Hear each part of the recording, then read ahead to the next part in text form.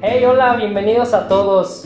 Justamente hoy hablaremos y comenzaremos el viaje hablando de una liga que ha estado en la boca de todos, porque dos de las más grandes figuras del fútbol en los últimos años han dejado de pertenecer a ella. Pero eso no quiere decir que no nos regale más emociones y nuevos campeones de Europa en estas próximas temporadas. Bienvenidos a...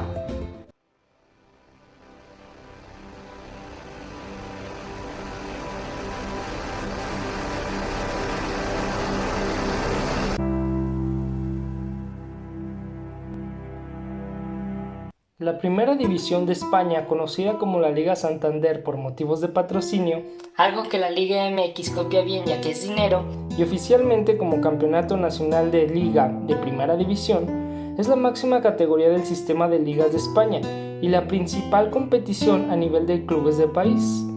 La organiza desde 1984 la Liga Nacional de Fútbol Profesional, tras suceder a la Real Federación Española de Fútbol.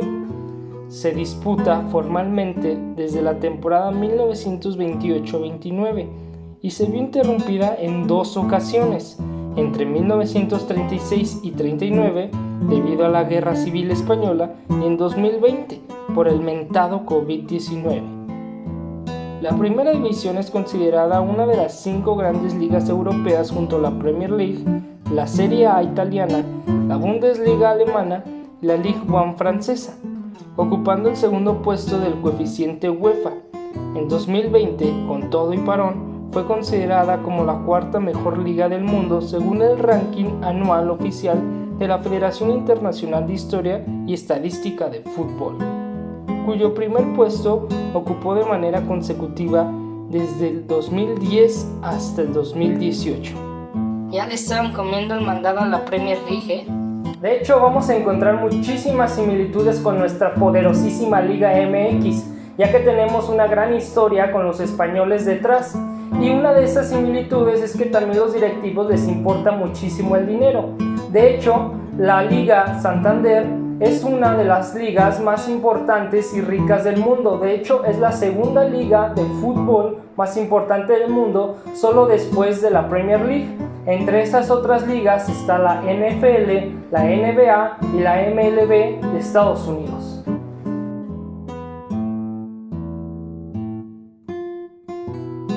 Después que en 1925 se legalizara el profesionalismo en el fútbol español, los principales clubes del país gestaron el nacimiento de una liga, inspirándose en el formato inglés, ojo, como lo vimos en nuestro video de la Premier League. El presidente del Arenas de Getxo, José María Acha, fue el impulsor inicial del proyecto. Tras múltiples discusiones sobre los clubes que deben integrar el campeonato, finalmente se llegó a un acuerdo el 23 de noviembre de 1928, en que se establecía una primera división formada por 10 equipos y una segunda división con 2 grupos, A y B, de 10 equipos cada uno. Aunque la neta, el grupo B era el equivalente a una tercera división. La primera división quedó integrada por todos los equipos que hasta la fecha hubiesen disputado alguna final de Copa. Se pusieron sus moños, pero creo que fue lo mejor, la neta. Eso suponía un total de 9 equipos, 6 campeones: Athletic de Bilbao, Real Madrid, Real Sociedad, Fútbol Club Barcelona, Real Unión de Irún y Arenas de Getxo, y 3 subcampeones: Atlético de Madrid, Español y CE Europa. En este grupo quedaría exento el Celta de Vigo. Esta decisión trajo en su momento un gran conflicto, ya que por la fusión del Vigo Sporting y del Fortuna fue creado este equipo, y los títulos que habían obtenido sus progenitores recayeran en este nuevo club. El de subcampeón de Copa de 1908 que había obtenido el Vigo no fue aceptado ni por la Liga de Fútbol ni por nadie, y no sentó nada bien en tierras gallegas. Luego, porque hacen chistes sobre ello. Las malas lenguas decían que su exclusión era debido al problema geográfico de la ciudad de Vigo, que quedaba lejos hasta de la mano de Dios, debido a los medios de comunicación terrestre de la época. Vigo en aquellos momentos era una potencia futbolística nacional y ya en 1922 se había jugado una final de Copa en esa ciudad. La 10ª plaza vacante la ocupó el Racing de Santander, tras superar unas eliminatorias de acceso en que participaron el Valencia, Deportivo La Coruña, Celta de Vigo, Sporting de Gijón, Real Betis, Sevilla, Iberia de Zaragoza y Real Oviedo. El 10 de febrero de 1929 se disputó la primera jornada del campeonato de liga. El primer gol de dicha competición fue marcado por el jugador del Español Pitus Prat contra el Real Unión Club de Irún en el minuto 5 de la primera jornada. Este formato de competición, con pequeñas modificaciones, se mantiene aún vigente. El Fútbol Club Barcelona se proclamó vencedor de la competición tras arrebatarle el primer puesto al Real Madrid en la última jornada de un campeonato dominado casi en su totalidad por los merengues y en el que fueron los primeros líderes de la competición. Se estableció también un sistema de promoción para determinar qué equipos ascendían o descendían de categoría, quedando vigente desde entonces, mientras que el Real Santander le ganó la permanencia al Sevilla, vencedor de la segunda división. Mientras que ya el mencionado José Pitus Prat mete el primer gol en la historia, Alfonso Olazo, del Athletic Club de Madrid, anotó el primer gol en propia puerta, mientras que el máximo goleador del campeonato inicial fue el guipuzcoano Paco Bienzobas. Mientras hago esto siento que me están albureando nada más. De la Real Sociedad, con 17 goles en 18 partidos. Este equipo fue el menos goleado al encajar únicamente 16 goles en 18 encuentros. El éxito de la primera temporada dio continuidad a la competición. En la temporada 1934-35 se amplió por primera vez el número de equipos a 12. De hecho, ha habido dos cambios significativos dentro de la liga.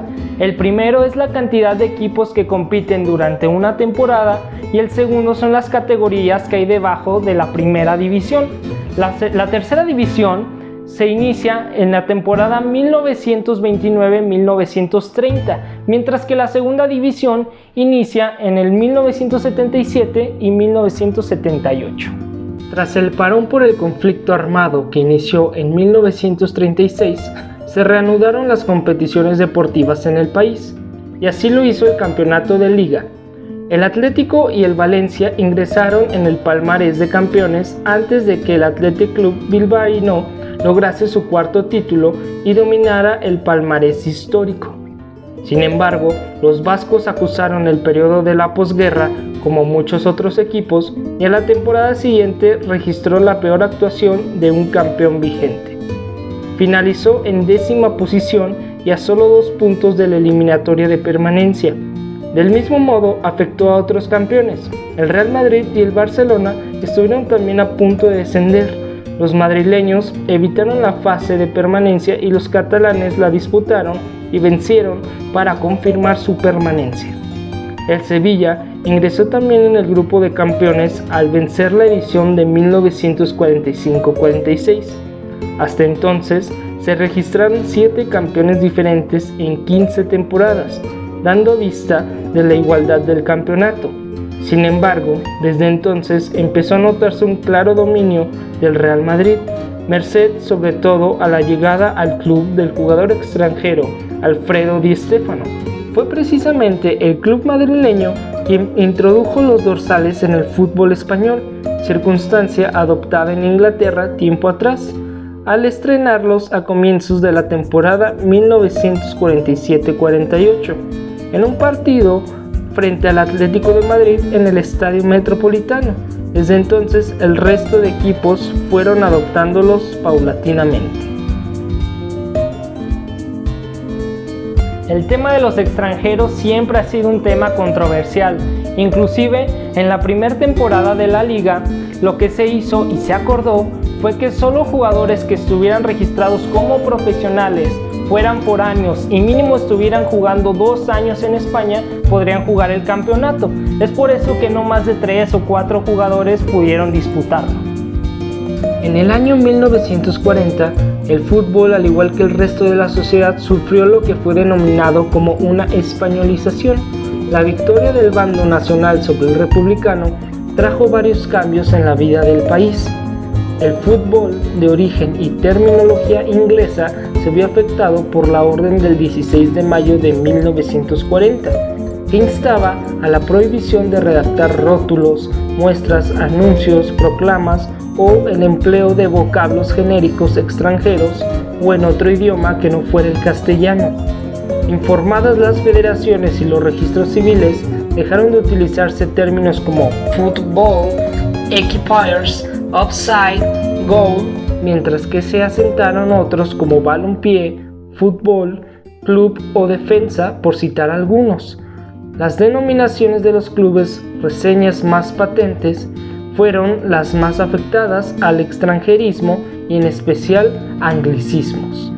Después de tanto pleito y dale por la cuestión de extranjeros, unos diciendo que solo se hacía para favorecer a la UEFA, que todavía no era muy querida, y otros mencionando que se iba a dañar el crecimiento de las canteras, se dispuso finalmente que cada club pudiera contratar a 2 jugadores, de los cuales forzosamente al menos uno debía de ser hispanoamericano o filipino, y siempre y cuando no compitiesen en el Campeonato de España de Copa.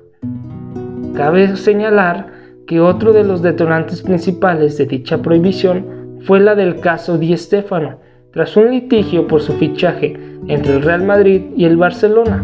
La resolución, a instancias de las federaciones y debido a que la prohibición no produjo notables mejoras en la selección española, establecía además unos límites y cánones de pago en función del aforo del propio estadio para no distorsionar en demasía el fútbol nacional ni perjudicar a clubes menores.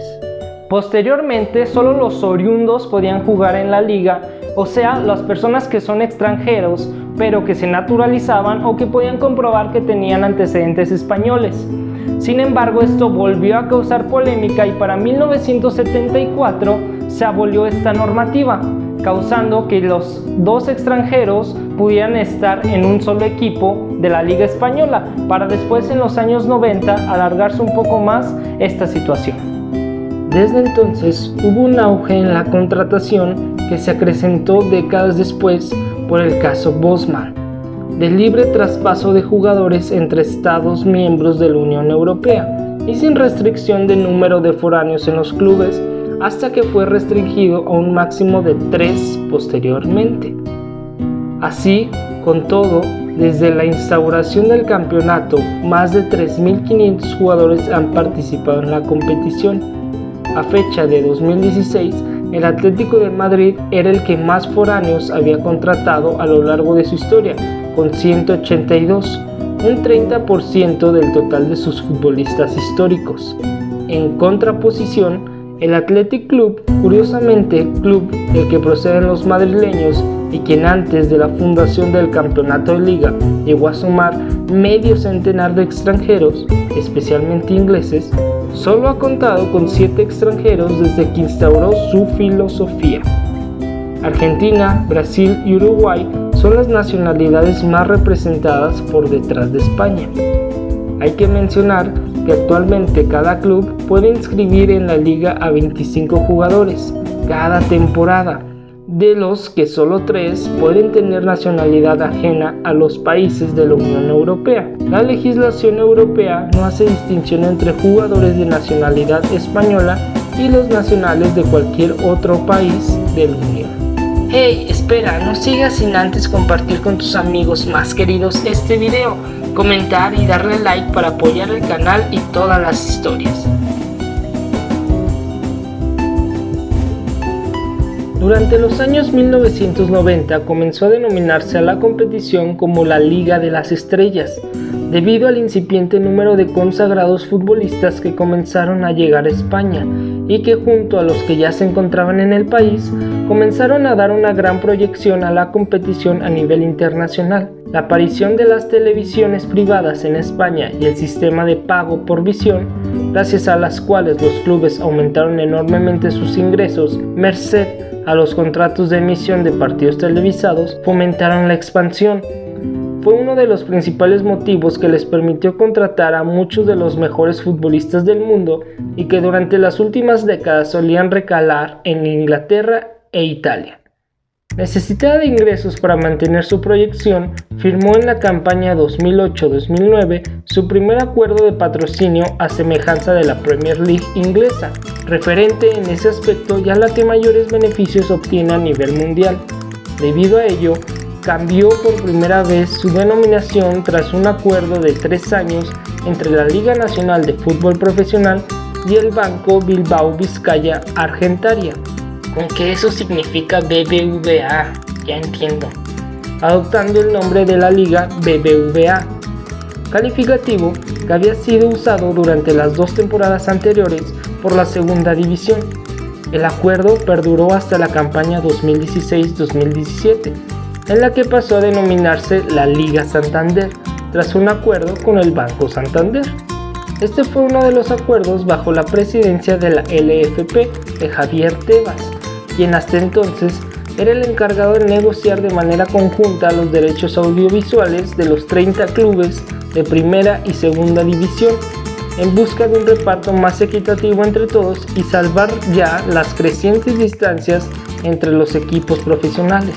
El patrocinio seguía la línea del mandatario de sanar la competición y los clubes a nivel económico y social, a la vez de seguir con su expansión de crecimiento.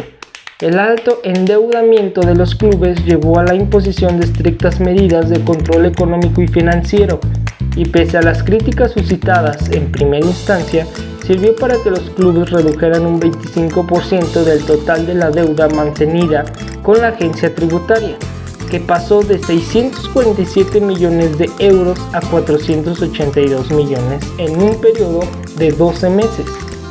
Con mayor control se estabilizaron los repartos equitativos y se firmaron acuerdos enfocados a mercados internacionales en auge que reportasen nuevas vías de ingreso. Así se modificaron horarios y se enfocaron las difusiones hacia el extranjero, especialmente hacia Asia y América.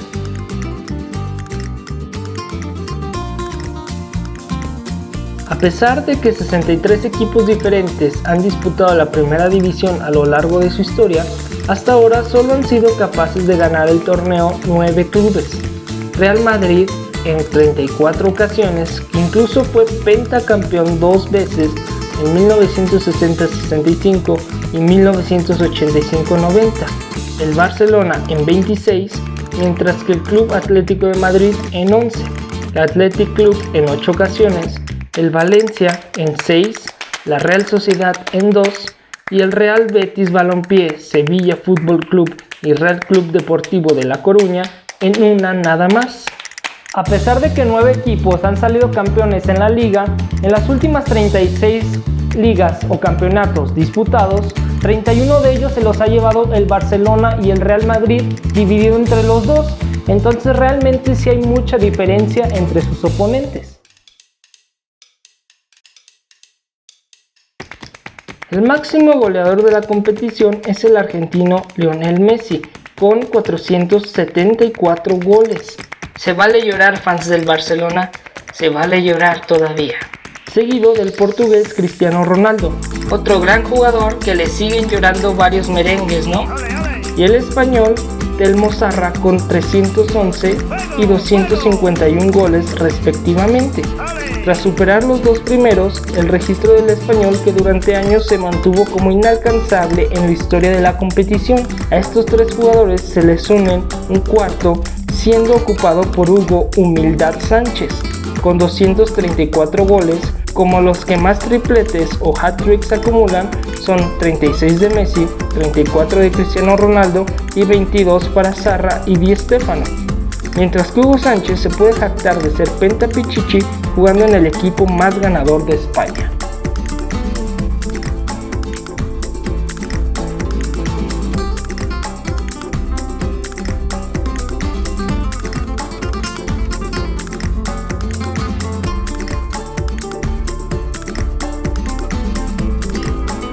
Con razón lo menciona todas las noches. Muchas gracias por ver este video donde hablamos de la Liga Santander. Espero que les haya servido para conocer un poco más sobre esta liga y que se pueda disfrutar un poco mejor partido a partido. También no se olviden de suscribirse, darle like y compartir este video porque apoya mucho y aporta mucho para el canal. Les mando un abrazo de pezón a pezón porque está más cerca del corazón. Adiós.